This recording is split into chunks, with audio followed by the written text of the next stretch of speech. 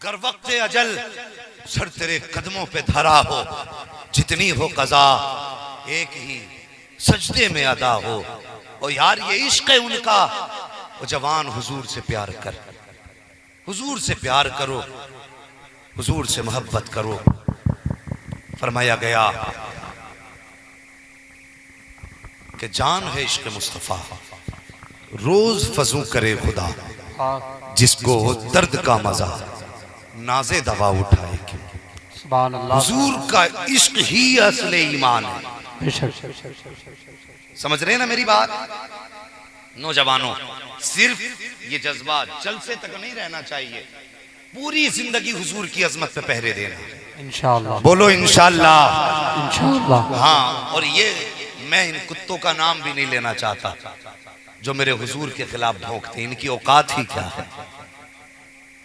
ये अपनी असल दिखाते, मगर ये याद रखें, अगर माँ का दूध पिया गए तो किसी कलमा पढ़ने वाले आशिक के सामने जबान खोल के दिखा दे। ये सच्ची बात है। इन्हें हजार लोगों की मदद मिली है, सैकड़ों इनके मुहाफिज खड़े, तब इतना भौंक रहे हैं ये। अगर माँ का दूध पिया गए और अपने बाप की औलाद हो ना, किसी आशिक के सामने अकेला खड़े होके भौंक के दिखा, खुदा की कसम फिर हर आशिक सौदा करने के लिए तैयार है, खुद मर सकता है, लेकिन हुजूर की अजमत पे कोई भौंके इसको गवारा नहीं कर सकता। वो हुजूर की उम्मत है। ये जवान बड़ी चीज है, किसी बच्चे के सामने कोई हुजूर की तौहीन नहीं कर सकता। हाँ, बच्चे के सामने ही नहीं कर सकता। हमारी माँ ने हमें दूध पिलाया है ना, तो बुजदिली का दूध नहीं पिलाया, हमें तो दूध ही इसलिए पिलाया गया, बेटे दूध हमारा है लेकिन कर्ज मदीने वाले का। सुभान अल्लाह, सुभान अल्लाह। तो मैं समझता हूं इन लोगों का नाम लेना ही मिंबर की तौहीन, यहाँ इनके नाम की जरूरत क्या है। लेकिन मुझे चूंकि बड़ी लंबी लिस्ट दी गई है, मुझे बहुत सारी बातें आपसे करनी है और बहुत कम वक्त में आपसे बातें करनी है, इसलिए कि मैं जानता हूं ये वक्त सुनने का नहीं सोने का है।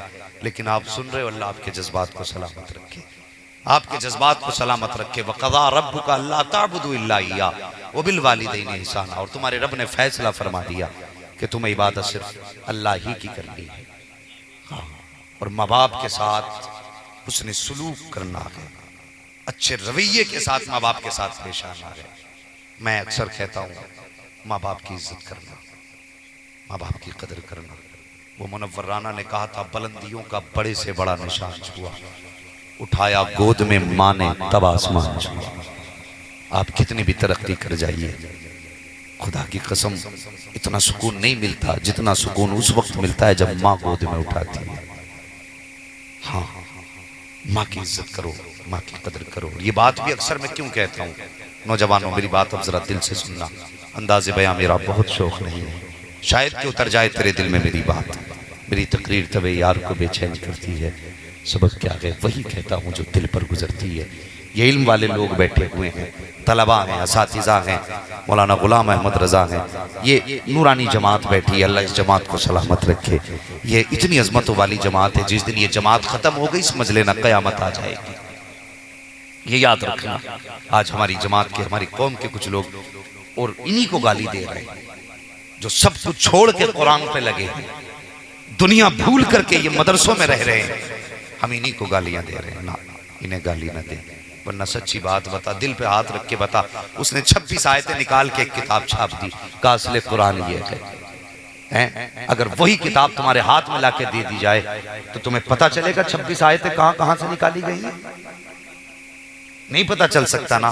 पता कैसे लगेगा? जब तुम उसे लेकर के किसी हाफिज कुरान के पास आओगे, वो पढ़ के कहेगा यहाँ ये आयत नहीं है, यहाँ से ये आयत हटाई है, यहाँ से ये आयत हटाई है। हम इनके मुखालिफ हो गए जिनकी जिम्मेदारी रब ने कुरान की हिफाजत की लगाई है। सोचे जरा ठंडे दिल से, हम इन्हें बुरा भला कहते। कोई कहता ये चंदा खाने वाले, कोई कहता ज़कात खाने वाले। ना ये चंदा लेने वाले, ना ये ज़कात खाने वाले। सच ये है कि ये दुनिया को कुरान के लिए छोड़ने वाले लोग हैं, कुरान के लिए दुनिया छोड़ने वाले लोग हैं। अल्लाह उन माँ बाप को सलामत रखे जिनके घर में कम से कम एक हाफिज कुरान मौजूद है। अल्लाह उनकी नस्लें आबाद रखे जिनके घर में कुरान पढ़ने वाले मौजूद है। हाँ, ये बड़ी बाबरकत जमात है। जिसके घर में ये रोटी खा ले अल्लाह उसके मुकद्दर बदल देता है। जिसके हाथ का पानी पी ले उसके नसीब चमकने लग जाते हैं। ये कोई आम जमात नहीं। हमें इसकी कदर इसलिए नहीं आती, इसलिए कि हमारे मोहल्ले में रहते हैं। किसी के बेटे हैं, किसी के पोते हैं, किसी के भतीजे हैं, किसी के भाई हैं। भाई आप थोड़ा सा जरा कम एक्टिव हो जाएं, जरा थोड़ा सा बोलने दें। आपकी कोई जिम्मेदारी की बात है तो आप जाके कर लें। गौर करें मेरी बात पे। किसी का भतीजा है, कोई किसी का भाई है, उसकी वजह से जो हम कदर नहीं करते। याद रखो, आपका बेटा हो सकता है, आपका भतीजा हो सकता है, आपका पोता हो सकता है, लेकिन सच ये है ये सारे रिश्ते बाद में हैं, मदीने वाले का रिश्ता सबसे पहले। अगर यकीन ना हो मुझे बताइए, अगर आपका बेटा मुसल्ले पे खड़ा हो और आप जाके मस्जिद में कहें कि मैं पीछे अपने बेटे के, तो आपकी नमाज होगी?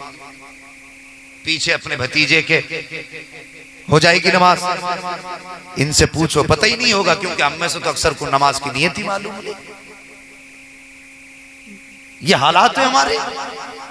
अगर हम ये कहेंगे पीछे अपने बेटे के तब भी नमाज नहीं, पीछे अपने बाप के तब भी नमाज नहीं, पीछे अपने पोते के तब भी नमाज नहीं, कब होगी? जब हम ये कहेंगे पीछे इस इमाम की।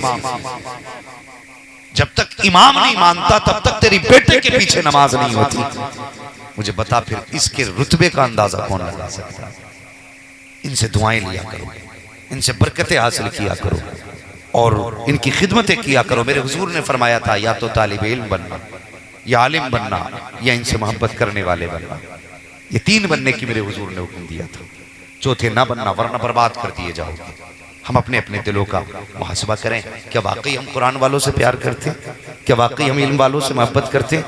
क्या वाकई हम इनकी इज्जत किया करते हैं? अगर करते हैं तो आप नसीब वाले हैं, अगर करते हैं तो आप मुकद्दर वाले हैं, नहीं करते हैं तो आप अपनी अक्ल का और अपने इश्क का ख्याल करें और इनकी इज्जत किया करें।